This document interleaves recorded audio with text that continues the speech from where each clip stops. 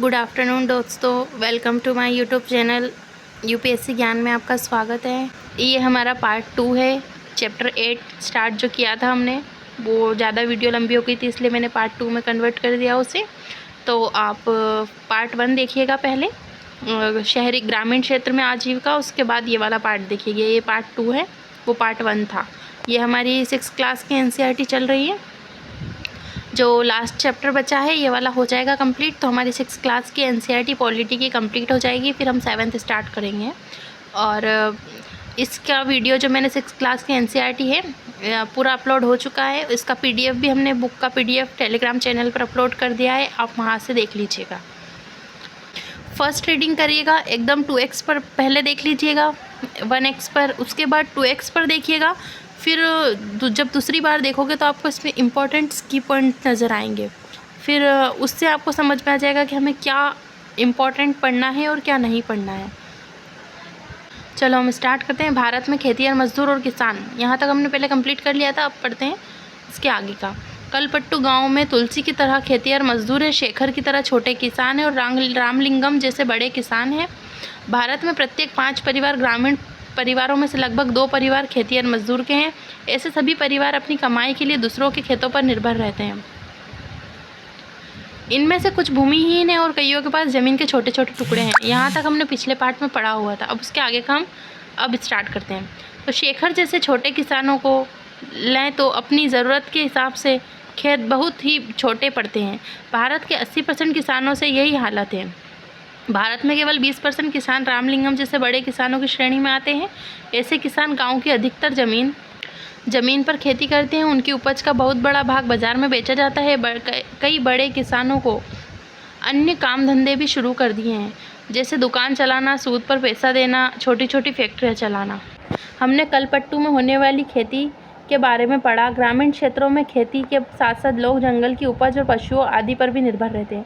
उदाहरण के लिए मध्य भारत के कुछ गांवों में खेती और जंगल की उपज दोनों ही आजीविका की महत्वपूर्ण साधन है। महुआ बीनने, तेंदू के पत्ते इकट्ठा करने, शहद निकालने और इन्हें व्यापारियों को बेचने जैसे काम अतिरिक्त आय में मदद करते हैं।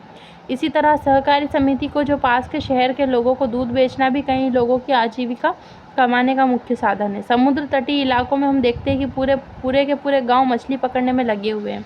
आइए अरुणा और पारिवेलन के जीवन के बारे में पढ़कर मछली पकड़ने एवं परिवार के बारे में थोड़ा और जानें। यह परिवार कलपट्टू के पास पुद्दुपेट नामक के गांव में रहता है। उसको पढ़ने से पहले हम एक चीज़ ये देखते हैं कि नागालैंड की जो ये खेती करते हैं, देखो कैसी लग रही है, सीढ़ी नुमा। तो ये क्या होती है और ये कैसे की जाती है, इसको पढ़ते हैं। ये जो बॉक्स में जो लिखा हुआ होता है ना कलर्स में, ये और ज़्यादा इम्पोर्टेंट होता है, इन पर ज़्यादा ध्यान दिया कीजिए। यह एक गांव है जिसका नाम चिजामी है। यह नागालैंड के फेक ज़िले में है। इस गांव में रहने वाले लोग चखे संघ समुदाय के हैं। वे सीढ़ीनुमा खेती करते हैं। इसका मतलब है कि पहाड़ी की ढलाऊ ज़मीन को छोटे छोटे सपाट टुकड़ों में बांटा जाता है और ज़मीन की सीढ़ियों के रूप में बदल दिया जाता है। प्रत्येक सपाट टुकड़ों को किनारों को ऊपर उठा देते हैं जिससे पानी भरा रह पाए। यह चावल की खेती के लिए सबसे अधिक अच्छा है। चिजामी गांव के लोगों के पास अपने अपने खेत हैं, लेकिन वे इकट्ठे होकर एक दूसरे के खेतों में भी काम करते हैं। वे 6 से 8 लोगों का एक समूह बनाते हैं और इकट्ठे मिलकर पहाड़ के एक हिस्से में घास पतवार साफ करते हैं। जब दिन का काम खत्म हो जाता है तो सारा समूह इकट्ठे बैठकर खाना खाता है। ऐसा कई दिनों तक चलता रहता है, जब तक काम खत्म नहीं हो जाता। अब हम पढ़ते हैं अरुणा और पारिवेलन की कहानी। पुदुपेट कलपट्टू से ज़्यादा दूर नहीं है। यहाँ लोग मछली पकड़कर अपनी आजीविका चलाते हैं। उनके घर समुद्र के पास होते हैं और वहाँ चारों ओर जाल और केटामरेन मछुआरों की खास तरह की छोटी नाव की पंक्तियाँ दिखाई देती है। सुबह 7 बजे समुद्र के किनारे बड़ी गहमागहमी रहती है। इस समय सारे केटामरेन मछलियाँ पकड़कर लौट आते हैं। मछली खरीदने और बेचने में बहुत ही सारी औरतें इकट्ठी हो जाती हैं। मेरा पति पारिवेलन, मेरा भाई और जीजा आज बड़ी देर से लौटे। मैं बहुत परेशान हो गई थी और हमारे केटामरेन के इकट्ठे ही समुद्र में जाते हैं। उन्होंने बताया कि आज वे तूफान में फंस गए थे। आज जो मछलियाँ पकड़ी गई उनमें से मेरे परिवार के लिए कुछ मछलियाँ एक तरफ उठाकर रख दी, बाकी मैं नीलाम कर दूंगी। इस नीलामी में जो पैसा मुझे मिलता है वह 4 भागों में बढ़ जाता है। 3 हिस्से उन 3 लोगों में बढ़ जाते हैं जो मछली पकड़ने जाते हैं। बाकी एक हिस्सा उसे मिलता है जिसकी नाव और जाल वगैरह होते हैं। क्योंकि जाल कैटामरेन और उसका इंजन हमारे हैं तो वह हिस्सा भी हमें ही मिल जाता।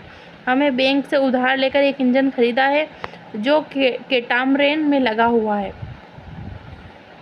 इससे ये लोग में दूर तक जा पाते हैं और ज़्यादा मछलियाँ मिल जाती हैं। नीलामी में जो औरतें यहाँ से मछलियाँ खरीदती हैं, वे टोकरे भर भर के पास के गाँव में बेचने ले जाती हैं। कुछ व्यापारी भी हैं जो शहर की दुकानों के लिए मछलियाँ खरीदते हैं। मैं दोपहर 12 बजे तक नीलामी का काम निपटा पाती हूँ। शाम को मेरा पति और बाकी रिश्तेदार मिलकर जाल को सुलझाते हैं और उनकी मरम्मत करते हैं। कल सुबह 2 बजे वे फिर समुद्र की तरफ चल देंगे। हर साल मानसून के दौरान करीब 4 महीने तक वे समुद्र में नहीं जा पाते क्योंकि यह मछलियों के प्रजनन का समय होता है। इन महीनों में हम व्यापारियों से उधार लेकर अपना गुजारा चलाते हैं। इस कारण बाद में हमें मजदूरी में उसी व्यापारी को मछली बेचनी पड़ती है और हम खुद खुली नीलामी नहीं कर पाते। वे खाली महीना काटना सबसे मुश्किल होता है। पिछले साल सुनामी के कारण हमारा बड़ा नुकसान हुआ। ये इस पिक्चर्स में दिखाया गया है कि मछली को ऐसे बेचा जा रहा है, लोग नीलामी करते हैं। ग्रामीण क्षेत्रों में आजीविका के साधन, अभी देखेंगे हम कि आजीविका के क्या क्या साधन है ग्रामीण क्षेत्रों में। तो ग्रामीण क्षेत्रों में लोग अपनी आय विभिन्न तरीक़ों से कमाते हैं। कुछ खेती बाड़ी के काम करते हैं, कुछ अन्य काम करते हैं, अपनी आजीविका चलाते हैं। लेकिन में कई तरह के काम शामिल हैं। खेती में कई तरह के काम शामिल है, जैसे खेत तैयार करना, रोपाई, बुआई, निराई और कटाई। फसल अच्छी हो इसके लिए हम प्रकृति पर निर्भर हैं। इस तरह जीवन ऋतुओं में इर्द गिर्द ही चलता रहता है। बुआई और कटाई के समय लोग काफ़ी व्यस्त रहते हैं और दूसरे समय काम का बोझ कम रहता है। देश के अलग अलग क्षेत्रों में ग्रामीण लोग अलग अलग तरह की फसलें उगाते हैं, फिर भी हम उनके जीवन की परिस्थितियों में और उनकी समस्याओं में काफ़ी समानता पाते हैं। लोग कैसे ज़िंदगी बसर करते हैं और कितना कमा पाते हैं, यह इस बात पर निर्भर करता है कि वह जिस ज़मीन में जोतते हैं वह कैसी है। कई लोगों को ज़मीन उस ज़मीन पर मजदूरों के रूप में निर्भर है। ज़्यादातर किसान अपनी ज़रूरतों को पूरा करने और बाज़ार में बेचने के लिए फसलें उगाते हैं। कुछ किसानों को अपनी फसल उन व्यापारियों को बेचनी पड़ती है जिनसे वे पैसा उधार लेते हैं। गुजर बसर करने के लिए कई परिवारों को काम की खातिर उधार लेना पड़ता है या फिर तब लेना पड़ता है जब उनके पास कोई काम नहीं रहता। ग्रामीण क्षेत्रों में कुछ परिवार ऐसे हैं जो बड़ी बड़ी ज़मीनों, व्यापारों और अन्य काम में धंधों में फल फूल रहे हैं। फिर भी ज़्यादातर छोटे किसान, खेतिहर मजदूर, मछली पकड़ने वाले परिवारों और गाँव में हस्तशिल्प का काम करने वाले लोगों को पूरे साल रोज़गार नहीं मिल पाता। अब यहाँ पर एक क्वेश्चन है, शेखर और अरुणा दोनों को ही परिवारों को उधार क्यों लेना पड़ा? दोनों परिवारों को क्यों उधार लेना पड़ा? एक तो ये है, इनकी समानताएं बतानी और इनके अंतर बताने हैं। और क्या आपने सुनामी के बारे में सुना है और यह क्या होता है? तो अपनों ने सुनामी के बारे में सुना है, समुद्र में आने वाली सुनामी, और इससे अरुणा जैसे परिवारों को क्या नुकसान होगा इसके बारे में लिखना है। एनसीईआरटी पढ़ने का मतलब ये नहीं है कि अपन ने सिर्फ एनसीईआरटी ही पढ़नी है। उसके जो क्वेश्चंस होते हैं ना, वो ऐसी समझ विकसित करनी है, क्योंकि ये तो है 6th क्लास की, लेकिन हमको यूपीएससी की लेवल पे तैयारी करनी है। तो उसके लेवल से ही हमको सोचना पड़ेगा, अपने दिमाग को उसी तरीके से डेवलप करना पड़ेगा।